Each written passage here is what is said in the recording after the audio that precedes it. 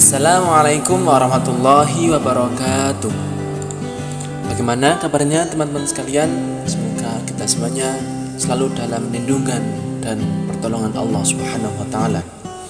Baik, pada kesempatan kali ini insyaallah saya Wahyu Hifdzul Hali dengan NPM 2004010021 akan mempresentasikan tentang pendidikan Islam di Indonesia pada masa Orde Baru.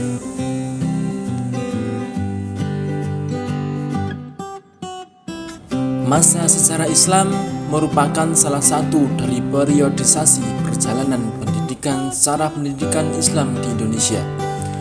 Hal ini karena lahirnya kerajaan Islam yang disertai berbagai kebijakan dari penguasaannya.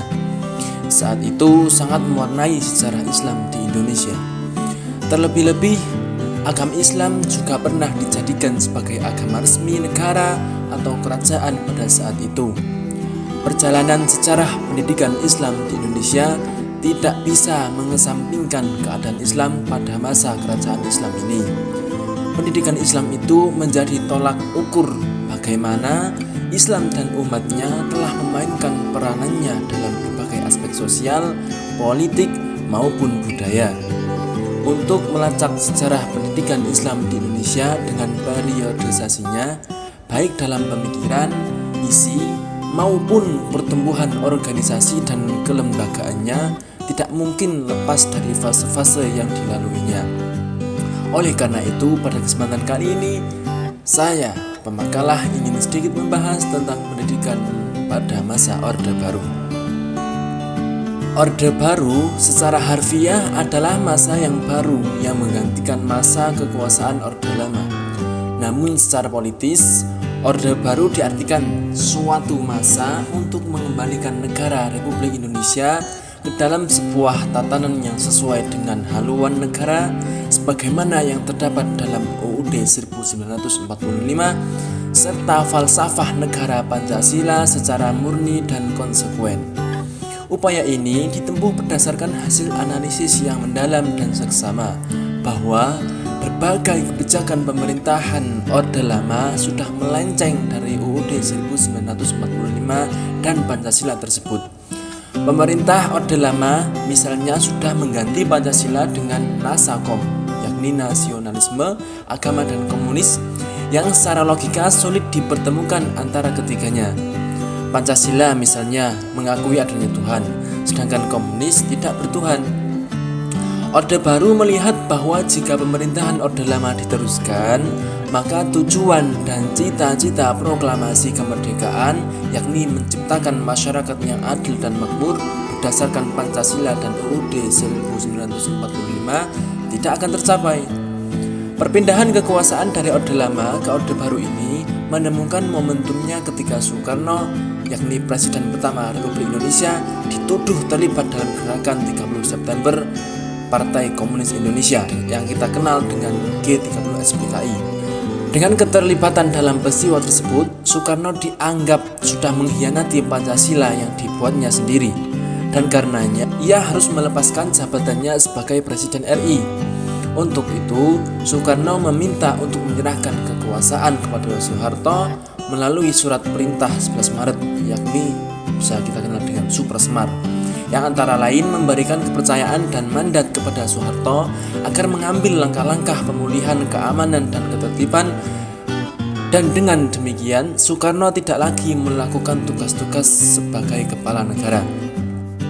Sejak ditumpaskannya peristiwa G30SPKI pada tanggal 1 Oktober 1965, bangsa Indonesia telah memasuki fase baru yang dimana ia diberi nama Orde Baru.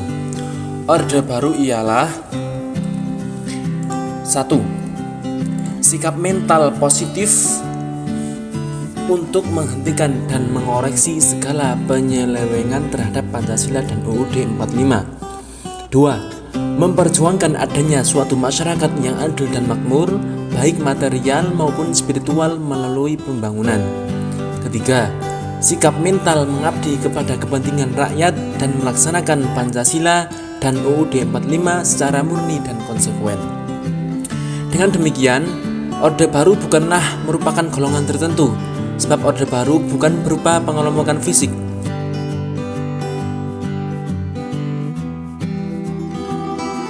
Pada tahun 1966, MPRS telah bersidang.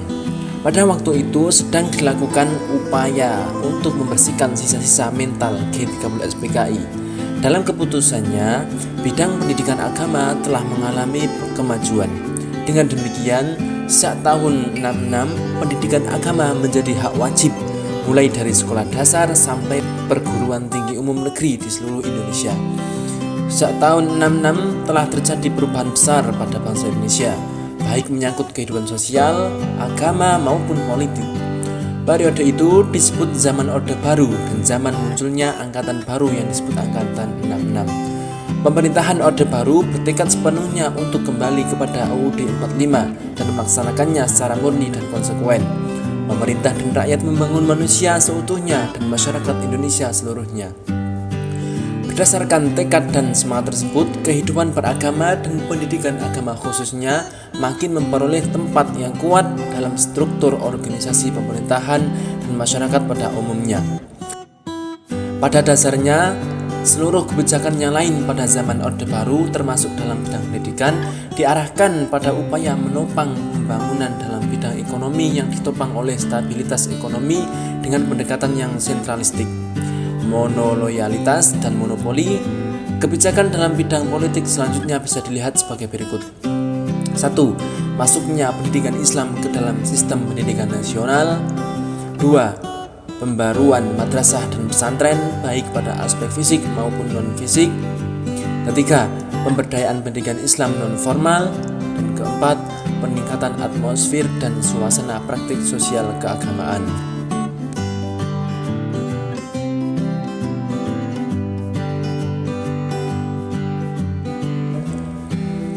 Adanya peluang dan kesempatan untuk berkembangnya pendidikan Islam secara terintegrasi dalam sistem pendidikan nasional tersebut dapat kita lihat dari beberapa pasal berikut, yaitu pertama, pasal 1 ayat 2, yaitu pendidikan nasional adalah pendidikan yang berakar pada kebudayaan bangsa Indonesia dan berdasarkan pada Pancasila dan UUD 45. Tidak bisa dipungkiri bahwa pendidikan Islam baik sebagai sistem maupun institusinya merupakan warisan budaya bangsa yang berurat akar pada masyarakat bangsa Indonesia.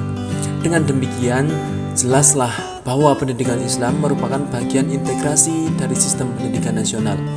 2. Pasal 4 tentang tujuan pendidikan nasional, yaitu pendidikan nasional bertujuan mencerdaskan kehidupan bangsa dan mengembangkan manusia Indonesia seutuhnya, yaitu manusia yang beriman dan bertakwa terhadap Tuhan Yang Maha Esa dan berbudi pekerti luhur, memiliki pengetahuan dan keterampilan, kesehatan jasmani dan rohani, kepribadian yang mantap dan mandiri, serta rasa tanggung jawab ke masyarakat dan kebangsaan.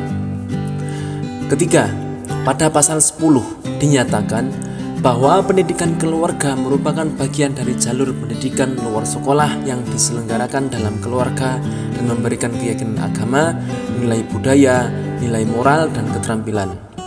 Keempat, pasal 11 ayat 1 disebutkan jenis pendidikan yang termasuk jalur pendidikan sekolah terdiri atas pendidikan umum, pendidikan kejuruan pendidikan luar biasa, pendidikan kedinasan, pendidikan keagamaan, pendidikan akademik, dan pendidikan profesional. Kelima, pada pasal 39 ayat 2 dinyatakan isi kurikulum setiap jenis dan jalur serta jenjang pendidikan wajib memuat pendidikan Pancasila, pendidikan agama, dan pendidikan kewarganegaraan.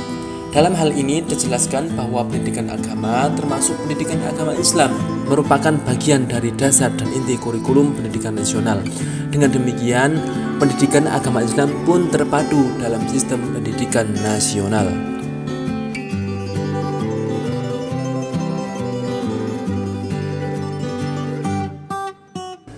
Terjadinya berbagai pertumbuhan dan perkembangan pendidikan Islam di masa Orde Baru disebabkan karena berbagai faktor, yakni sebagai berikut. Yang pertama, semakin membaiknya hubungan dan kerjasama antara umat Islam dan pemerintah. Kedua, semakin membaiknya ekonomi nasional. Ketiga, semakin stabil dan amannya pemerintahan.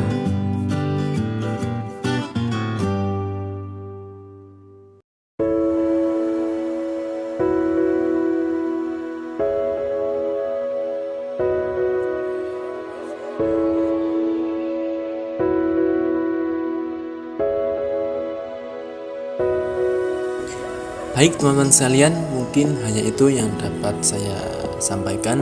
Semoga yang sedikit ini bisa menambah ilmu dan wawasan kita semuanya. Apabila kalian masih perlu banyak pengetahuan, bisa kalian cari referensi-referensi terkait pendidikan Islam di Indonesia pada masa Orde Baru. Sekian, terima kasih. Saya Pemakalah Wahyu Hifdzul Hadi pamit undur diri. Wassalamualaikum warahmatullahi wabarakatuh.